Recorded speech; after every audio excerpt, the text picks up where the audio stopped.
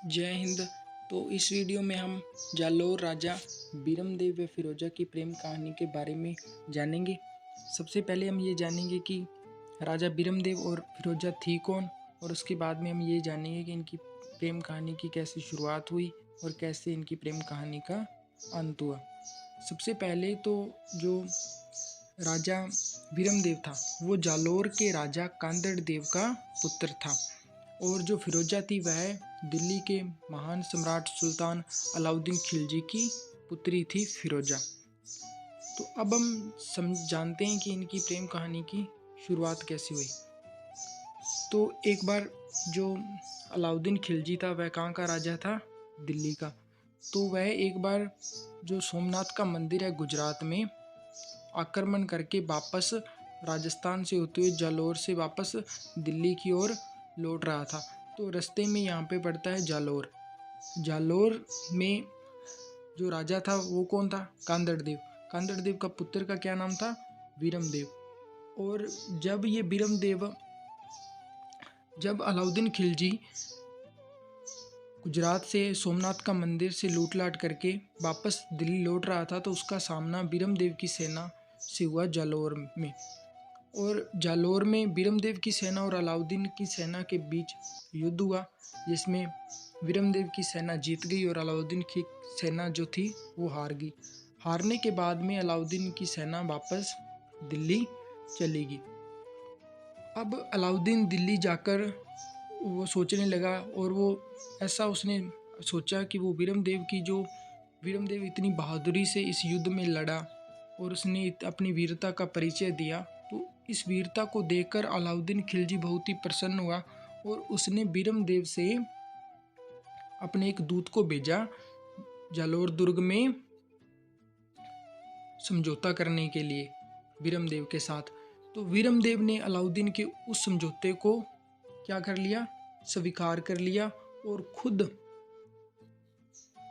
बीरमदेव दिल्ली चला गया अलाउद्दीन खिलजी के दरबार में। जब बीरमदेव दिल्ली में अलाउद्दीन खिलजी के दरबार में पहुंचा, तो ये पहला मौका था जब अलाउद्दीन की पुत्री फिरोजा ने बीरमदेव को देखा था।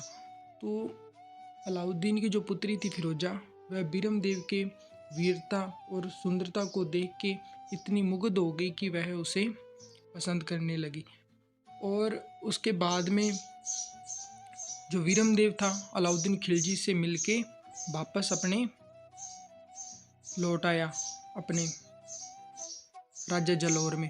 और उसके बाद में अलाउद्दीन की जो पुत्री थी वह जिद करने लगी बीरमदेव से शादी करने के लिए। तो उसने अपने पिता से, फिरोजा ने कहा अलाउद्दीन खिलजी से कि मैं अगर शादी करूंगी तो बीरमदेव से करूंगी, नहीं तो जीवन भर कुंवारी रहूंगी। तो अपनी पुत्री की जिद को देखते हुए अलाउद्दीन खिलजी ने विवाह का जो आमंत्रण, विवाह का जो पत्र भेजा अपने दूत के हाथों में जालौर के राजा बीरमदेव के पास। तो इस पत्र को देखते हुए बीरमदेव ने मना कर दिया शादी के लिए। तो इससे ये बात सुन के अलाउद्दीन खिलजी को बहुत ही गुस्सा आया और उसने जालौर पे आक्रमण कर दिया। ये लगभग जब अलाउद्दीन खिलजी ने जालौर पर आक्रमण किया तो लगभग 1311 ईस्वी के आसपास उसने जालौर पे आक्रमण किया था। तो जालौर पर आक्रमण करते अलाउद्दीन की सेना और बीरमदेव की सेना के बीच में बहुत ही भयानक युद्ध हुआ। 2.5 दिन ये युद्ध चला था, और 2.5 दिन युद्ध के पश्चात बीरमदेव की सेना की पराजय हुई और अलाउद्दीन की सेना इस युद्ध में जीत गई, जालौर के युद्ध में, जो कि कब हुआ था? 1311 ईस्वी में। अलाउद्दीन की इस जीत के बाद में अलाउद्दीन ने बीरमदेव जब हार गया और मारा गया, तो उसने उसका सिर काट के, अलाउद्दीन खिलजी बीरमदेव का सिर काट के दिल्ली ले गया, और फिरोजा के सामने उसने उस बीरमदेव के सिर को रख दिया। तो ऐसा माना जाता है कि जब बीरमदेव का कटा हुआ सिर फिरोजा के सामने रखा तो वह बीरमदेव का सिर घूम गया था, यानी वह फिरोजा को देखना नहीं चाहता था। तो इस कटे हुए सिर को देख के फिरोजा बहुत ही दुखी हुई। अंततः फिरोजा ने अलाउद्दीन ने मिलकर वीरमदेव के कटे हुए सिर का अंतिम संस्कार कर दिया और फिरोजा ने अपनी नदी में कूदकर अपने प्राण दे दिए।